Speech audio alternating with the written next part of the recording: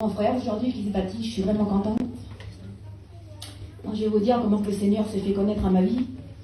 C'est ma sœur tout à l'heure qui a témoigné. Et nous, on est trois. Et c'est avec nous, on ne connaissait pas le Seigneur. Mes parents ils se disaient catholiques, mais on ne savait même pas c'était quoi catholique. Ma mère, elle ne savait même pas que Jésus était le Fils de Dieu. Alors, on a grandi comme ça. On avait de la famille qui était chrétienne,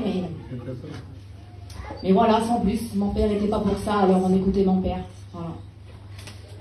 Et nous, dans notre foyer, on avait un mariage de misère, comme il vous l'a dit tout à l'heure, mon homme. Et ma soeur, de son côté, c'était pareil. Mais vers nous, on ne se parlait pas trop, les frères et sœurs, ensemble. Alors ça fait qu'on avait la misère, chacun de notre côté, et on ne savait pas. Bon. Voilà. Et puis, à un moment, ça allait vraiment pas bien. Et puis, je dis à lui, il faut que je m'en aille un peu. Je vais aller vers ma soeur, je dis parce que ça va plus du tout. J'ai dit, il faut que je prenne une décision. Mais avant ça, ma petite, elle avait amené des cantiques vers nous. Et moi, je ne voulais pas. Et lui, il les écoutait, les cantiques. Et puis, il me disait, ça me fait du bien. Moi, je ne voulais pas. Je dis, t'es un diable. J'ai dit, t'as pas écouté les cantiques? Moi, je ne voulais pas. Et puis, voilà. Après, je suis partie vers ma sœur. J'ai dit à lui, il faut que je m'en aille. J'ai dit, faut que j'aille prendre une décision. Je suis partie vers ma sœur.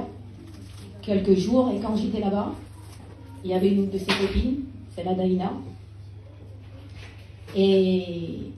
Et ma sœur, elle connaissait déjà les choses de Dieu avant moi. Et puis il y avait un culte le dimanche. Et puis ma sœur, elle dit, tu viendrais pas? Elle dit au culte. J'ai dit, ma sœur, le papa, il aimait pas ça. J'ai dit non, j'ai pas envie d'y aller. J'ai pour le papa, j'ai pas envie d'y aller. Et mon père, il était plus là, il était parti. Après j'ai réfléchi, j'ai dit pourquoi pas un peu tout. J'ai dit maintenant je suis mariée, j'ai dit pourquoi pas. J'ai dit des fois il y aurait peut-être une solution là-bas pour moi, je sais pas. J'ai été comme ça. Et je suis arrivée là-bas en dessous du chapiteau, là, c'était en plein été. Hein. Une chaleur terrible là-bas en dessous. Et je voyais ces hommes-là qui pleuraient comme des bébés. Il y avait un homme, il avait un tatouage sur le front. Il avait marqué pas de chance. Un gros homme comme ça.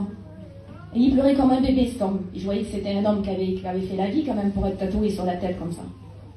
Je dis, c'est pas possible. Je dis, cet homme qui pleure comme ça, lui comme un bébé. Et puis je voyais tous ces hommes qui pleuraient et tout. Je dis, c'est des fous là-dedans. Et puis j'écoutais quand même, j'écoutais prêcher, tout ça. J'écoutais parler en langue, mais j'ai dit, qu'est-ce qu'ils sont? Qu'est-ce que c'est que ça? Et ma sœur, elle m'avait parlé un petit peu. Elle dit, tu verras, ma sœur, elle dit, il y a des prophéties, tout ça. Elle dit, quand il y aura une prophétie, elle dit, je te donnerai un coup de coude. D'accord? Et puis il y avait une femme derrière moi. Et la femme, je voyais que sa prière, ça montait. Et ma sœur, elle me fout un coup de coude.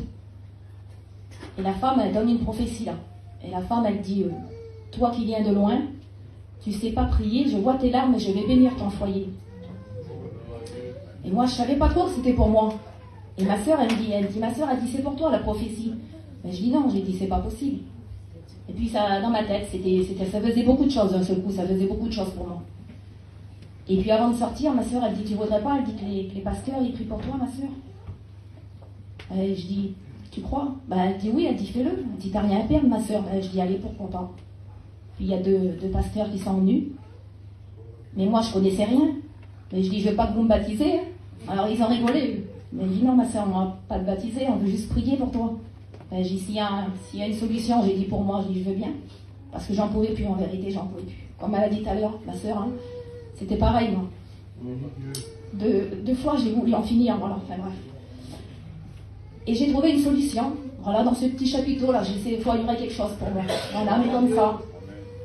Et il s'est passé une journée, et on faisait une grillade dehors. Et ma sœur a dit, mets la table, ma sœur, je monte dans son camping. Et d'un seul coup, je ressens une présence, quelque chose autour de moi, que j'avais jamais ressenti, mais ça m'a fait peur. Ça m'a fait peur, j'ai senti quelque chose qui venait d'en haut là, et quelque chose qui m'écrasait comme ça. Ça m'écrasait dans le plancher du camping. Mais j'ai eu une peur, j'ai jamais ressenti ça moi.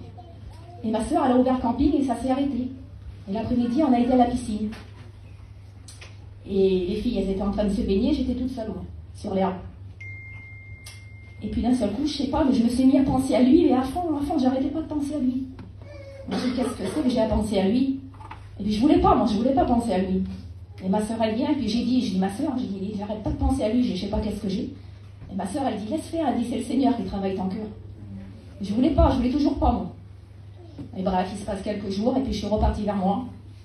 On était sur Toulouse, et arrivé vers moi, j'ai dit tout ça à lui. Je dis, voilà, j'ai c'est comme ça et comme ça. Je dis, j'ai vu quelque chose là-bas qui m'a fait du bien, qui est peut-être bon, j'ai dit pour nous. J'ai dit d'abord, je vais aller voir Valégadje pour voir si c'est pareil. J'avais toujours un petit, voilà.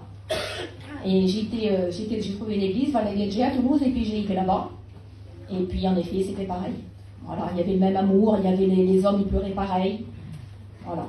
Et le soir, mon petit cousin m'avait donné une Bible, lui, quelques années avant. Je la lisais pas, cette Bible. Et je l'ai ouvert, j'ai ouvert une page, et je l'ai ouvert, j'ai dit tiens, je vais la lire. Et là, je suis tombée là où, quand il crucifie Jésus, et que je comprends qu'il est mort pour moi. Et là, ça m'a tuée. Dans mon lit, j'étais en miettes. Il y a quelque chose dans mon cœur qui s'est mis, qui dit il est mort pour toi. Jésus est mort pour toi, mais comme ça. Et donc, j'y parle encore à lui. Je dis voilà, il se passe ça et ça. Je dis moi, de mon côté, je dis je vais suivre ces choses. Je sais pas comment ça s'appelait, moi. Je dis je vais suivre ces choses-là, ces chrétiens. Et puis je dis on verra bien. Ben, lui, il dit ben moi aussi, il dit parce que les cantiques, ça me fait du bien. Voilà. Et puis on a suivi 3 ans. On n'a pas voulu faire les choses comme